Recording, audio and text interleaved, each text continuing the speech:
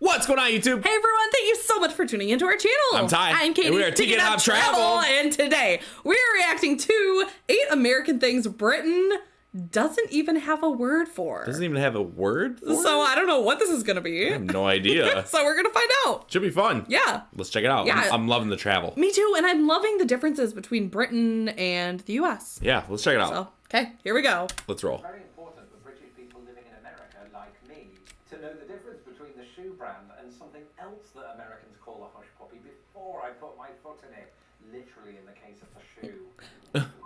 Yeah, hush puppy. Hello, I'm Lawrence Brown, and I'm on a quest to uncover all of the memos that Britain and America lost in the pond, and one of those memos contains Okay. words. And you and I both know this by now. It's often said that Britain and America are two nations divided by a common language. And what does this mean? It means that English is a prominent language in both countries. Yeah, But we have that's so different interesting. It is. words and pronunciations for the same things. But what if I told you right here and now that both Britain and America have things for which the other country doesn't even have words? Well, today I'll be looking at a selection of those. Really? From the United States of America, a country I've lived in for the past 13 years. Now, as with all things Britain and America, a lot of Wow. the words come back to food, whereas some of them pertain to social customs, the law, and America's obscenely large landscape. And so, without further ado, Yeah, the here are US is 8 American huge. things that Yeah. Britain doesn't even have a word for. All right. Elephant, Oh, an elephant ear. ear. Here's a story. Several years ago, my wife took me to the Indiana State Fair. And when I say she took me there, I got absolutely no say in the matter. And even as we stood in line for the world's most famous pig race, I couldn't help but look around me and notice the types of fair food that were on offer. Of course, you had cotton candy, and of course the British do have a word for that. It's candy floss. You had Candy Candy floss? floss? in Britain as hot dogs. And then you had elephant ear. And some British people, perhaps even some American people, might be thinking, oh, you ate a part of an elephant? No, thank goodness it's not a real elephant ear. No, this is just a type of fried They're so donut, good. shaped Yeah. like an elephant ear or a frisbee gone wrong. And the They don't reason have elephant is ears some in Americans might not UK? I guess not. is that it goes by different pseudonyms. You see, while Britain might not have a word for this, America has plenty. As well as elephant ear and fried dough, it also goes by fry bread. Fry bread, not to be confused with the fried bread that you might find on an English breakfast. Completely different beast. Doughboys. That's scones, so funny. Again, not to be confused with an English scone / scone. Pizza frit, or my personal favourite, frying saucers and barrel on Who calls them frying saucers? That's funny. Grits. Grits.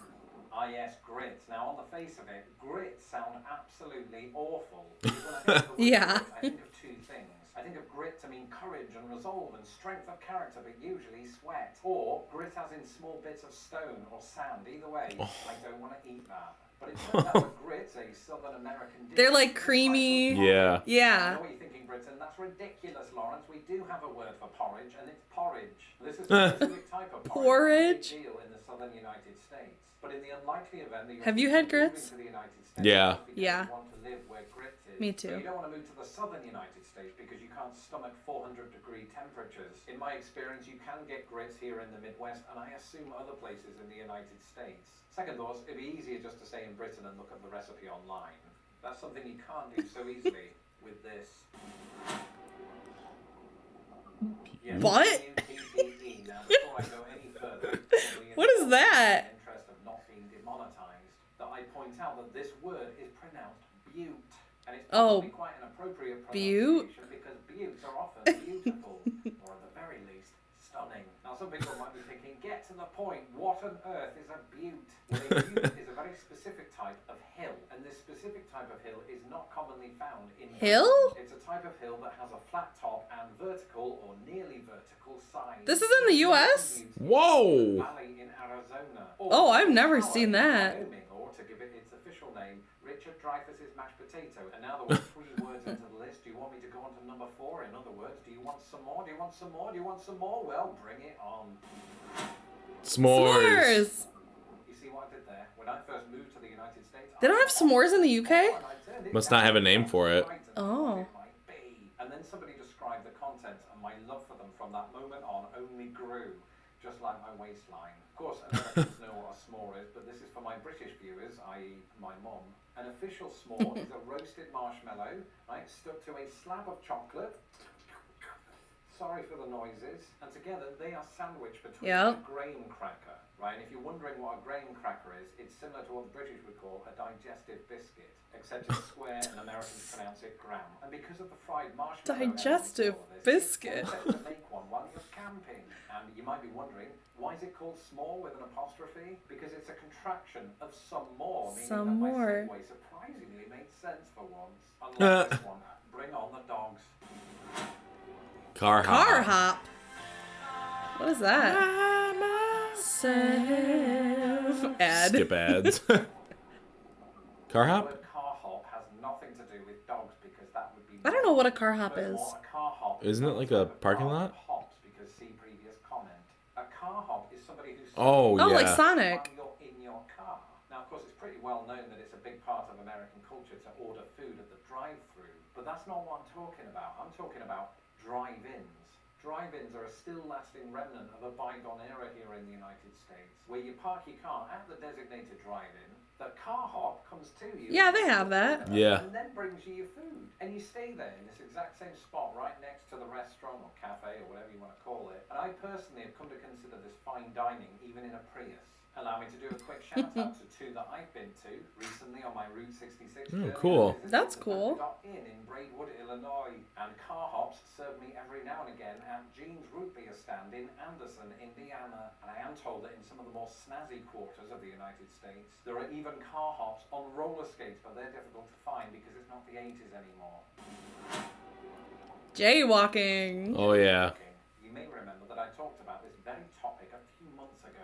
I Yeah. had absolutely no idea what jaywalking was. You know, it was a word that cropped up occasionally in films, but I just assumed it was a sport. I thought this A was sport? You know the joke, why did the chicken cross the road? When you don't walk on a sidewalk. A chicken. At least that was the case at first, and after my wife had laughed at me 17 times, I started to get the impression that I might be overthinking this. All of the years that I've lived here, I don't think I've ever heard anybody say, "Ooh, did you see Ashley? I think she was jaywalking. Better call the cops." The reason we don't have a word for jaywalking in the UK is because that law doesn't exist.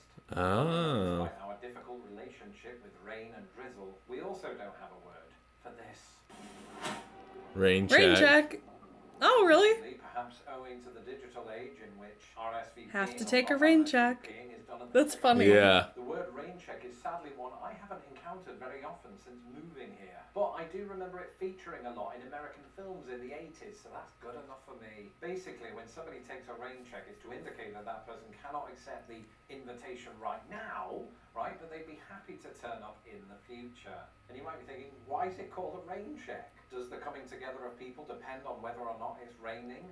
Sort of. You see, it originated in baseball. A coupon might have been handed to a baseball ticket holder when the game was cancelled due to rain, and that would mean that that coupon holder could then attend the rearranged game without being charged. And while Britain also has a sport with a batsman and a lot of players who just stand around for no reason, the term rain check never caught on. Of course, that could also be something to do with the fact that we often turn down invitations in favour of that non-specific thing that we've got going on this weekend.